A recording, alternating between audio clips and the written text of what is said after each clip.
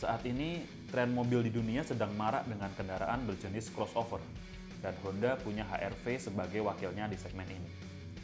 Honda HR-V sebenarnya bukan nama baru bagi Honda, karena Honda sudah memakai nama tersebut untuk mobil berjenis SUV yang diluncurkan pada tahun 1999 sampai 2006.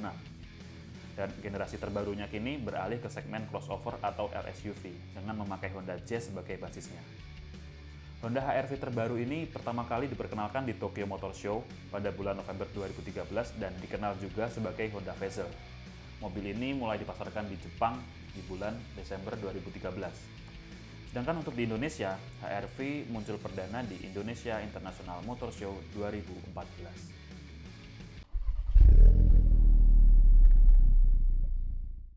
Unit test drive kita kali ini adalah Honda HR-V Prestige dengan kapasitas mesin 1800 cc.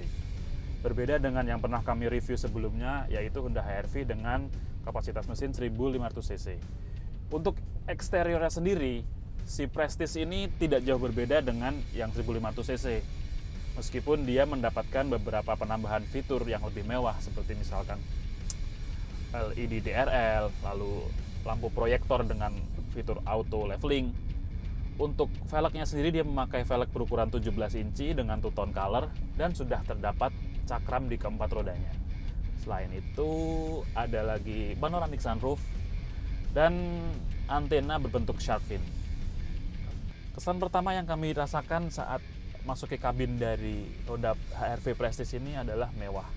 Terutama karena dia mendapatkan balutan material soft touch di berbagai tempat, misalkan dari door trimnya, di bagian dashboard sini, armrest, bahkan hingga ke bagian belakang di row kedua.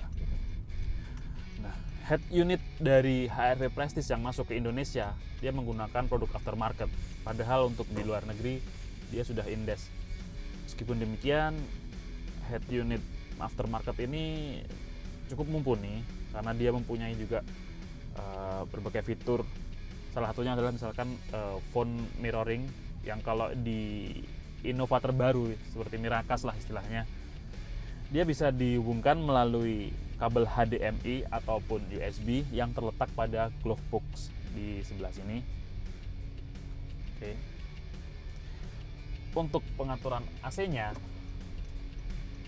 desainnya terlihat futuristis ya karena dia digital. Namun karena dia tidak memberikan panel button yang timbul, jadi kita sedikit agak meraba-raba misalkan untuk mengatur suhunya. Ini membuat pengemudi jadi hilang fokusnya untuk melihat ke arah AC tadi karena tidak dapat diraba. Mungkin ini salah satu masukan buat Honda ke depannya. Untuk desainnya sih sudah bagus.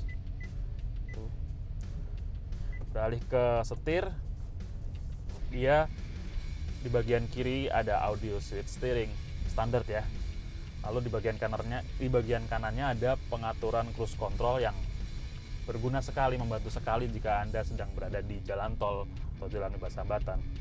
Selain itu ada pedal shift juga bagian belakang kemudinya. Untuk setir ini sendiri dia bisa diatur dengan tilt steering maupun teleskopik. Beralih ke MID-nya akan mengingatkan kita pada milik Honda Jazz, bahkan dengan eco indikatornya yang bisa menyala hijau saat kita mengemudi dengan hemat bahan bakar dan akan berubah ke biru saat kita berakselerasi lebih kencang. Dan di bagian kanan bawah sini ada tombol untuk mengaktifkan dan mematikan VSA atau Vehicle Stability Assist. Di bagian tengah ini konsol tengah dari HR-V Prestige dibuat agak naik ke atas dan di bawahnya ada lorong yang bisa buat menyimpan uang lah atau kartu segala macam di sini. Dan ada cup holder di bagian tengahnya. Ini bisa dimaju mundurkan tapi tidak bisa dinaik turunkan, jadi ketinggiannya hanya segini saja. Tapi di beberapa orang mungkin dia akan sedikit merasa ini terlalu rendah karena segini saja tidak bisa dinaik turunkan. Dan mobil ini menggunakan transmisi CVT yang bisa dioperasikan juga melalui pedal shift di belakang sini, yang kalau seperti Honda Jazz kemarin dia akan fungsinya merekayasa sehingga CCV tadi seakan-akan mempunyai 7 percepatan. Beralih ke row bagian kedua, kelapangan kabin di bagian kedua boleh dibilang setara dengan CR-V. Dia legroomnya luas, headroomnya juga luas. Selain itu ada keunggulan lain yaitu lantai dasarnya rata. Jadi jika Anda bagian belakang bertiga misalkan, yang penumpang di bagian tengah tidak perlu kakinya terganggu, harus mengangkat sedikit menumpuk di bagian tengahnya. Nah, bahan material soft touch juga masih terasa di bagian belakang. Termasuk juga dia sudah dilengkapi dengan isofix dan tether, serta ada armrest di bagian tengah yang bisa ditarik keluar. Namun sayangnya tidak ada cup holder. Nah, untuk bagasinya sendiri sebenarnya si HR-V Prestige ini dia sudah cukup luas sebenarnya untuk bagasi utamanya jika semua kursi di bagian belakang difungsikan. Namun jika Anda merasa masih membutuhkan ruang yang lebih, Anda bisa melipat jok di bagian kedua tadi dengan pengaturan yang sama seperti Honda Jazz.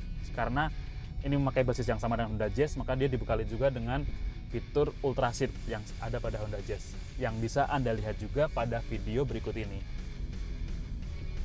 Kami tidak akan menjelaskan ulang karena Anda bisa melihat langsung di sini, yaitu si Ultra Seat tadi mempunyai 4 mode pelipatan yang tentunya memberikan kelapangan lebih bagi kompartemen bagasi di belakang. Untuk panoramic sunroof di atas ini pengaturannya semua melalui di sini, melalui panel-panel di atas ini. Kita buka misalkan, ini kan sudah terbuka yang tirainya, coba kita buka kacanya. Oke.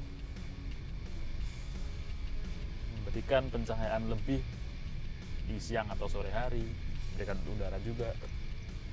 Kita tutup aja deh.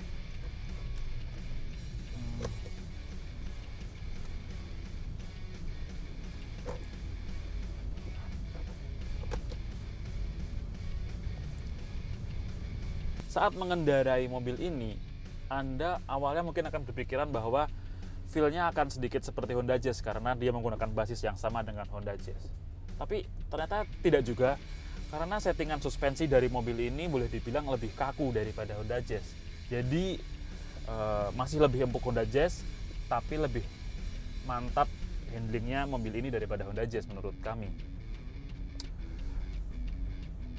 Berhubung dia adalah tipe Prestige dengan mesin 1800cc, maka dia menggunakan mesin yang sama dengan seperti milik Honda Civic. Bedanya adalah tenaganya 139 horsepower, sedangkan Honda Civic 141 horsepower. Jadi selisih sekitar 2 horsepower lah.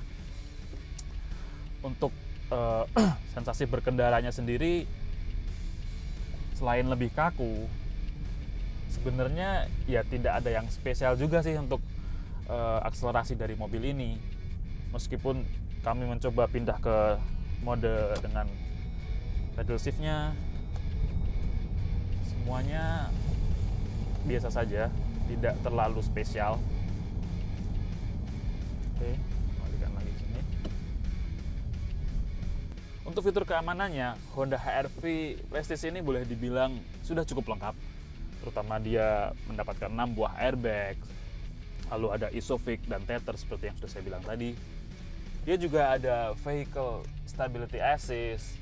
Untuk sistem pengeremannya sendiri sudah ada ABS, EBD, BA. Sayangnya adalah di luar negeri Honda HR-V mendapatkan Honda Lane Watch, yaitu fitur yang membantu sekali untuk melihat sisi blind spot Anda yang ditempatkan. Jadi ada kamera ditempatkan pada spionnya dan ditampilkan pada head unitnya. Nah, untuk HR-V yang masuk Indonesia itu tidak ada.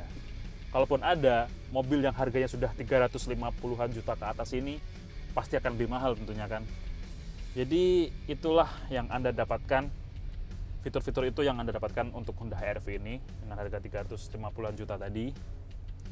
Apakah worth it atau tidak? Apakah value for money atau tidak? Demikianlah review kami tentang Honda HR-V Prestige 1800cc. Untuk yang versi 1500cc Anda bisa melihatnya di channel YouTube kami atau pada link berikut ini. Oke, follow juga akun sosial media kami. Pantau terus berita-berita otomotif di www.autotainment.com, dan yang paling penting adalah jangan lupa untuk subscribe channel kami. Sekian dari kami, sampai jumpa pada review-review selanjutnya.